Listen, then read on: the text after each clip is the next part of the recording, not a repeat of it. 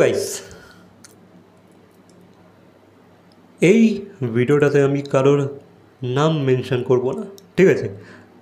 Just একটা ঘটনা share করব যেটা শোনার পর তোমরা একটু হলেও অবাক হবে যে ভাই এরকমও হতে পারে।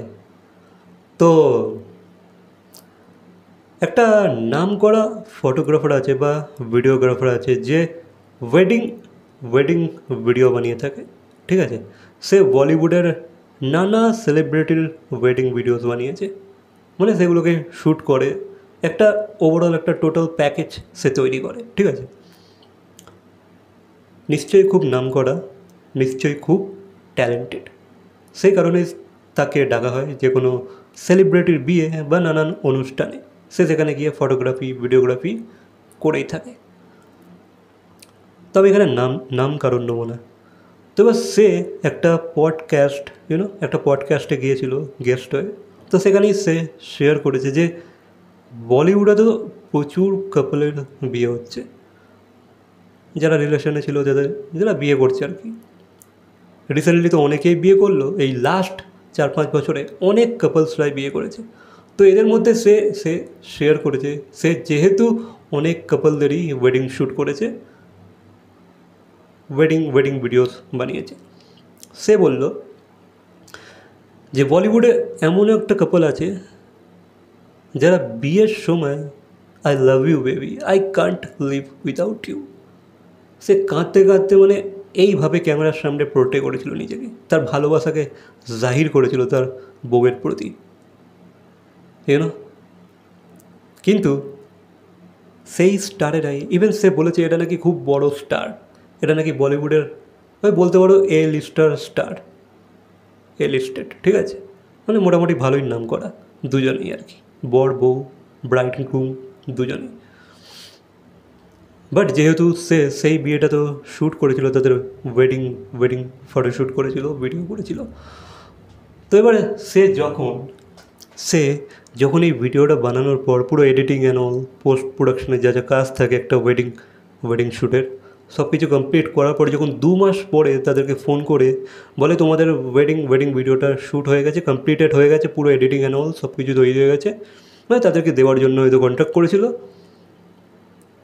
সেখানে তার স্ত্রী জানিয়েছে, মানে যে বউ জানিয়েছে, মানে যাদের দুজনে বিয়ে হয়েছিল আর কি, সে মেয়েটা জানিয়েছে যে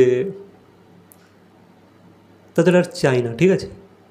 এবার তার পিছনের কারণটা হচ্ছে বিয়ের সময় তার বর এত নাটক করেছিল, মানে পুরো মিডিয়ার সামনে, ক্যামেরার সামনে। তোমরা হয়তো গেস করতে পারছো আমি কার কথা বলছি, বা সেই ভিডিওগ্রাফারটা কার কথা বলেছে হয়তো তোমরা গেস করতে পারছো।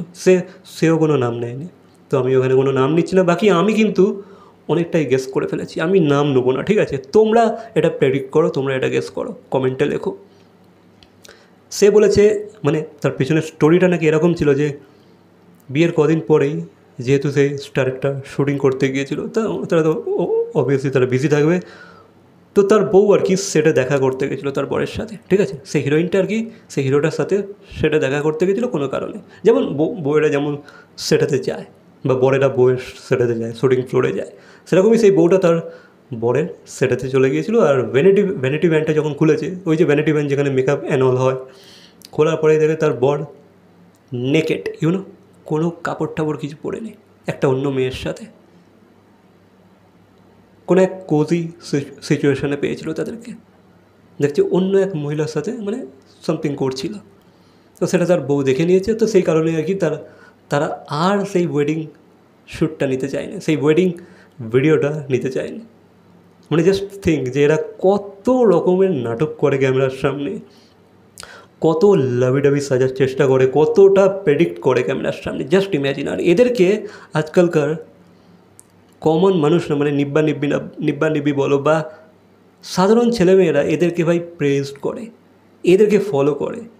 এরা এদের বয়ফ্রেন্ড গার্লফ্রেন্ডকে বলে দেখো ও তো এত কিছু করছে, তুমি কেন করতে পারো না? ভাই এদের লাইফ খুব আলাদা, এরা পুরোপুরি ডিফারেন্ট। এরা টাকার জন্য সব করতে পারে, এরা স্ট্যাটাসের জন্য সব করতে পারে, এরা একে অপরের ব্যাঙ্ক ব্যালেন্স দেখে, একে অপরের ক্যারিয়ার দেখে তবেই বিয়ে করে। অ্যান্ড আই থিঙ্ক তারা হয়তো ডিভোর্স তারা হয়তো করবেও না হয়তো, ঠিক আছে? তাহলে তাদের রেপুটেশন খারাপ হয়ে যাবে ফ্যান্সদের সামনে, মিডিয়ার সামনে। তো এই জিনিসটা ঘটেছিল, তো সেই কারণেই সেই ফটোগ্রাফারটা এটা খোলাসা করে দিয়েছে, নাম নেয়নি বাট এটা খোলাসা করেছে যে ভাই এদেরকে এত লোক যে ফলো করে, এত লোক এদেরকে আইডল বানিয়ে নেয়, মোটেও বানাও না, ঠিক আছে? তাদের লাইফ খুবই আলাদা। তারা এত ভালো অ্যাক্টার, তারা একটা পডকাস্টে এসে ভালোই অ্যাক্টিং করে বেরিয়ে যেতে পারে, ভালো মানুষ হওয়ার, ঠিক আছে? তো এদেরকে প্রেজ করো না, এদেরকে সেই স্থানে বসেও না। এরা জাস্ট একটা অ্যাক্টার, এরাও মানুষ, এরাও দোষ করে, এরাও গ্রিডি, এরাও লালচি, অনেক কিছু, ঠিক আছে? এরাও চরিত্রহীন। তো এদেরকে ভাই অন্তত প্রেজ করো না, এদেরকে আইডল বানাও না। এদেরকে এদের মতো থাকতে তো এদের অ্যাক্টিংকে অ্যাপ্রিসিয়েট করো, হ্যাঁ ভালো অ্যাক্টিং করেছিস, দ্যাটস ইট, এর চেয়ে বেশি কিছু না। কারণ এদের লাইফের ব্যাপারে আমরা কিচ্ছু জানি না, ঠিক আছে? যতটা আমাদেরকে দেখানো হয় ততটাই আমরা জানতে পারি, বাকি আমরা কিছুই জানি না। সো বেশি এক্সপেকটেশন এদের থেকে রেখো না। তো এইসব ঘটে বেড়ায়, হয়তো অনেকের সাথে এগুলো হয়েছে, অনেক কাপলদের সাথে, তারা এটাকে নিয়ে মিডিয়ার সামনে আসে না বা কোনো ডিসক্লোজই করে না, তারা যেমন আছে সেরকমই থাকে। তুইও চিটিং কর, আমিও চিটিং করছি, দ্যাটস ইট, এরকমভাবে এদের গল্প চলতে থাকে। তো এই হচ্ছে ব্যাপার। এবার এই নিয়ে তোমাদের কি মতামত অবশ্যই কমেন্ট করে জানাবে, বা তোমরা কাকে গেস করলে অবশ্যই লিখে জানাবে। ভিডিওটা কিছু করতে হবে না, দেখা হচ্ছে পরবর্তী কোনো ভিডিওর সাথে। Till then, by.